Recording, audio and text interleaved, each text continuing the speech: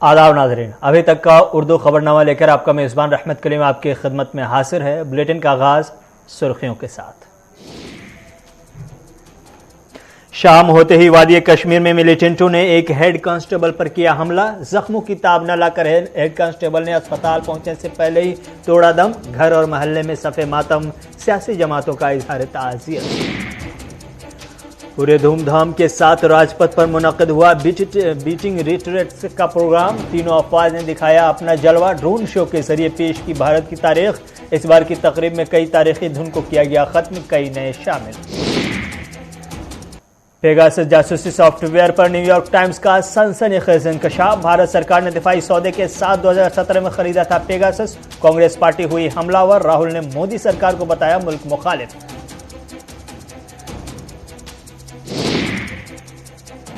पाकिस्तान के वज़ीर-ए-आज़म इमरान खान को रूस के सदर ने दिया झटका। चीन की राजधानी बीजिंग में रूसी सदर नहीं करेंगे इमरान खान से मुलाकात। बीजिंग ओलंपिक्स के इफ्तिताही तकरीब में रूसी सदर होंगे शामिल, इमरान भी रहेंगे मौजूद। सुर्खियों के बाद खबरें तफसीलात के साथ। आज शाम होते ही एक कश्मीरी का खून कर दिया गया है। ये खून नाहक हुआ। जिस शख्स का खून किया गया वो एक कश्मीरी सपूत था, किसी के घर का चिराग, किसी माँ की आंख का तारा, किसी बाप का सहारा। लेकिन उसी कश्मीरी सपूत को जिसने शहीद किया है शायद वो भी कश्मीरी ही होंगे। ये एक ट्रेंड है आपके शहर और आपके नगर में, जहां एक कश्मीरी ही दूसरे कश्मीरी का खून कर रहे हैं। न जाने ऐसे खून करने वालों को अक्ल होश और शूर कब पैदा होगी, लेकिन हर दूसरे तीसरे दिन एक दो कश्मीरी गैर जरूरी तौर पर कम हो रहे हैं। उनका खून हो रहा है और अपने ही उनका खून कर रहे हैं, कोई दूसरा नहीं कर रहा जो आप शिकायत करने की पोजीशन में हो।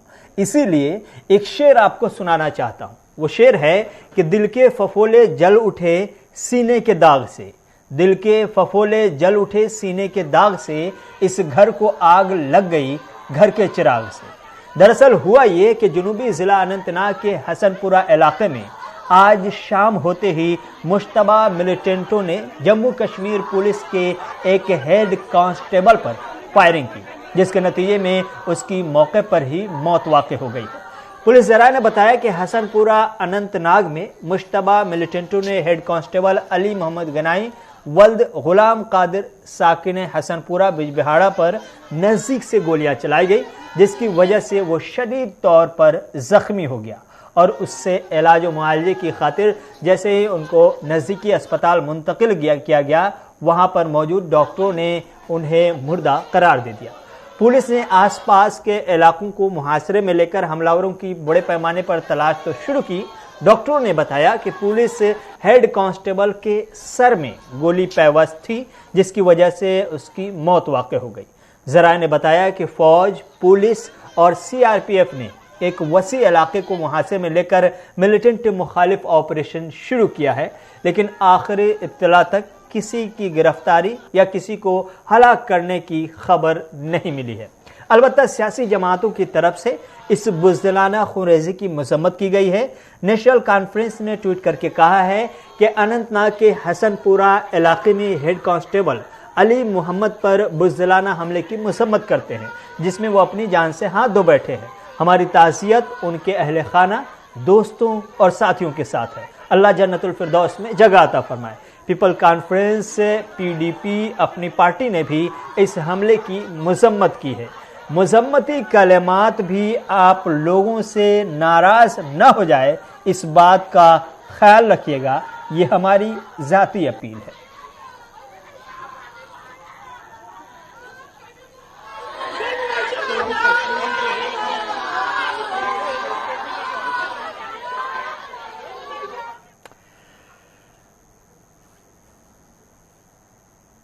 इस बीच एक बड़ी खबर आ रही है पुलवामा से बड़ी खबर आ रही है कि मिलिटेंट मुखालिफ कार्रवाई यहां शुरू की गई है।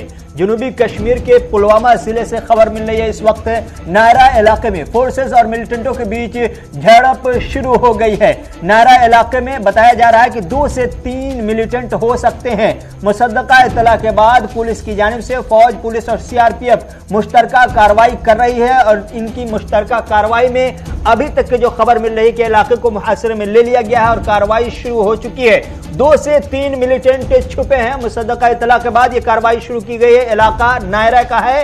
ये फोर्सेस और मिलिटेंटों के बीच यहां झड़प शुरू हो चुकी है। तो आपको बता दें कि आज शाम एक तरफ जहां मिलिटेंटों की तरफ से हेड कांस्टेबल को निशाना बनाया गया, वहीं दूसरी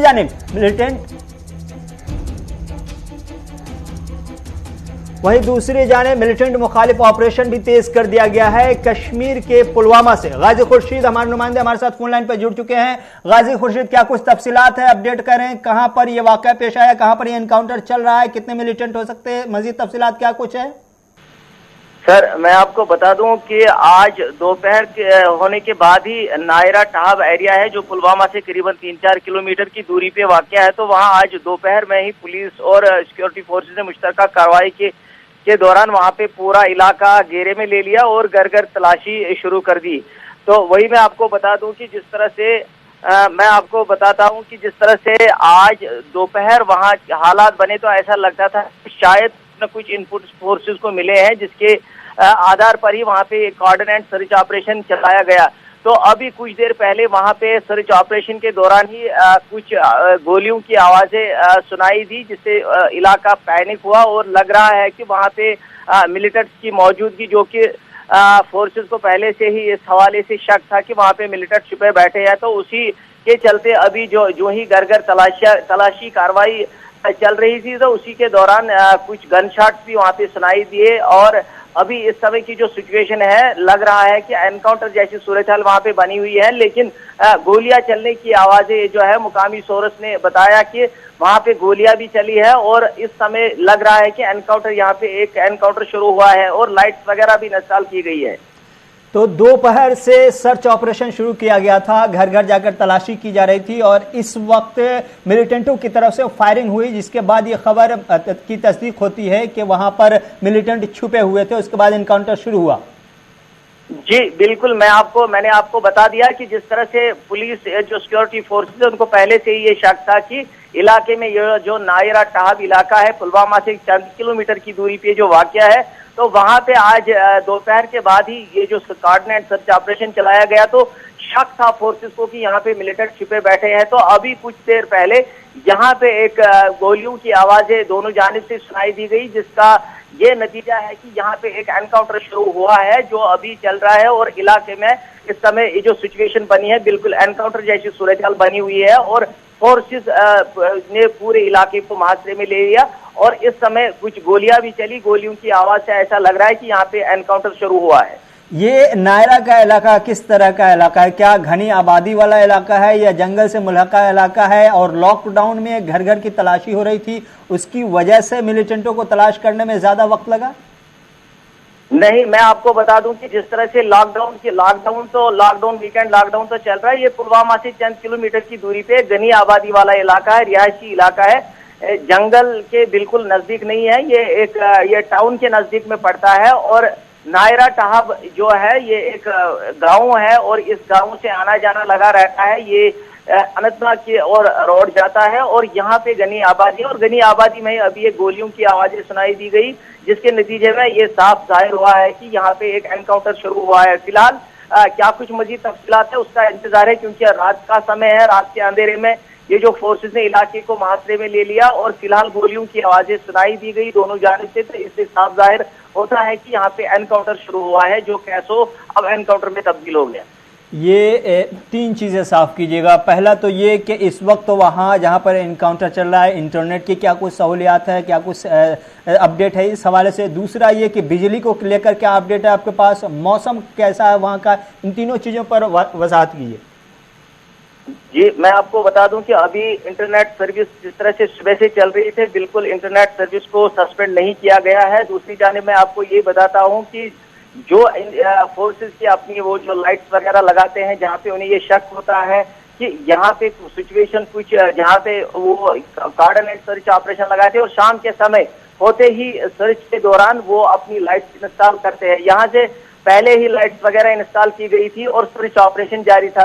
तो जो ही फोर्सेस उस मकान की और उस तरफ जाने लगे जहाँ पे उन्हें शक था कि यहाँ पे मिलिटेंट्स की मौजूदगी है, तो वहां से फोर्सेस की और एक फायर आया और जिसके नतीजे में और कुछ फायर हुए, जिससे ये साफ जाहिर लगता है कि इस समय ये जो एनकाउंटर है वो शुरू किया गया है। तो इस हवाले से अभी कुछ मजीद बताना, क्योंकि रात का समय है और लाइट्स वगैरह जो है वो इंस्टॉल की गई है और गोलियों की आवाजें भी दोनों जानिब से सुनाई दे रही है। गाजी खुर्शीद, बहुत बहुत शुक्रिया, नज़र बनाए रहिएगा, फिर लौटेंगे मज़ीद तफसीलात के साथ, हमारे साथ जुड़िएगा। लेकिन इस वक्त के लिए बहुत बहुत शुक्रिया, आपने ग्राउंड ज़ीरो से तफसीलात फराम की कि कश्मीर के ज़िला पुलवामा में जो इस वक्त नायरा का इलाका है जहां इनकाउंटर चल रहा है, 2 से 3 मिलिटेंटों के छुपे होने की खबर है। सिक्योरिटी फोर्सेज ने मोर्चा संभाल लिया है, इलाके को मुहासरे में लिया जा चुका है और खबर मिल रही है कि इस वक्त इनकाउंटर चल रही है। जेके कश्मीर जोन पुलिस की तरफ से भी बाज़ाब्ता तौर पर ट्वीट करके इस इनकाउंटर की तस्दीक कर दी गई है। देखना होगा कि इस एनकाउंटर का अंजाम क्या होता है। खैर, बढ़ते हैं अगली खबर की तरफ। किश्तवाड़ के मरवा और वारवन की आवाम ने आज राब्ता सड़कों से मुनक़ता इलाकों से मुतालिक हेलीकॉप्टर के हवाले से सर्विस बहाल करने की अपील की है। बर्फबारी की वजह से उनके लिए राब्ता सड़कें अभी तक बहाल न हो सकी हैं। मकामी आबादी का मानना है कि अप्रैल और मई से कबल राब्ता सड़कों का बहाल होना मुमकिन नहीं है। ऐसे में अवाम की अपील है कि इंतजामिया या तो मुस्तकिल हेलीकॉप्टर की सर्विस फराहम करे या फिर राब्ता सड़कों को बहाल करे। गोल्डन कार्ड के मसले पर भी ये लोग काफी परेशान नजर आए।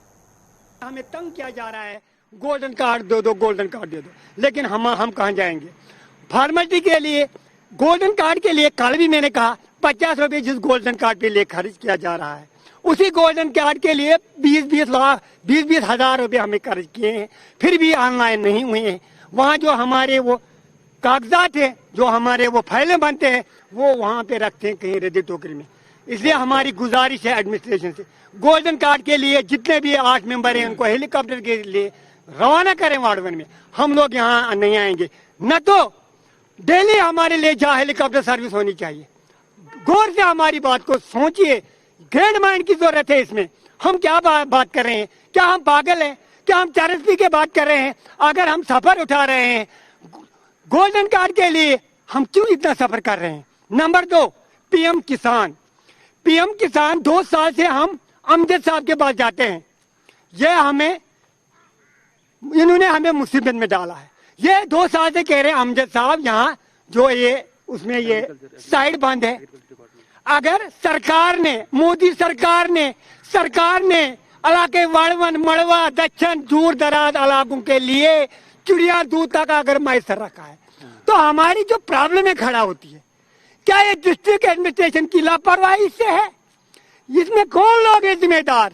अगर सरकार ने चिड़िया दूध तक भी मैसर रखा है, दफा 370 किया, खत्म, ठीक किया। धारा 335 है, खत्म किया, ठीक किया। हमें डेवलपमेंट चाहिए, लेकिन सरकार जो कर रही है गरीब आवाम के लिए, हम मुतमईन है उसके लिए। लेकिन जो जुल्म है, जो हमारे साथ जुल्म हो रहा है, ये डिस्ट्रिक्ट की लापरवाही से हो रहा है। हम लोग मर चुके हैं यहाँ पे, हमारा फरियाद कोई नहीं सुन रहा है। अगर वहाँ पे तहसील रखा है, ये तहसील किसने रखा है? उस तहसील को वहाँ से 2 साल से शिफ्ट किया है, मुलाजिम वहाँ पे है। थराल के कारामुला गुजर बस्ती के लोगों ने इलाके में बुनियादी सहूलियात न होने पर एक एहतजाजी मुजाहरा किया है। लोगों ने बताया कि साल 2016 में इलाके को TSP के तहत मॉडल विलेज का दर्जा दिया गया था, ताहम ज़मीनी सतह पर कोई काम नहीं किया गया है। उन्होंने कहा कि इलाके में सबसे बड़ा मसला राब्ता सड़क का है और इलाके में पानी की तरसील लाइनें भी बोसीदा हो चुकी हैं। वहीं इलाका नेटवर्क और दूसरे मुश्किलात से भी दो-चार है, लेकिन सरकार इलाके की तरफ तवज्जो देने को तैयार नहीं। हमारी मांगे पूरी करो, हमारी मांगे पूरी करो, हमारी मांगे पूरी करो, हमारी मांगे पूरी करो, हमारा मुतालबा, हमारा मुतालबा। 20 साल से बार बार DC साहब के पास जाते हैं या एडमिनिस्ट्रेशन के पास जाते हैं और मुतालबा करते हैं कि हमें रोड होनी चाहिए, ये पानी वगैरह की फैसिलिटी होनी चाहिए, नेटवर्क की फैसिलिटी होनी चाहिए। तो लेकिन यानी कि एडमिनिस्ट्रेशन के कान पे जूं तक भी नहीं रेंगती। जहां तक आज देखा जाए तो पूरी दुनिया में या पूरे हिंदुस्तान में इस वक्त बच्चों के लिए ऑनलाइन क्लासेस हो रहे हैं। हमारे यहाँ नेटवर्क ही नहीं है और हमारे बच्चे बिल्कुल तालीम के लिहाज से भी पुश्त हो रहे हैं।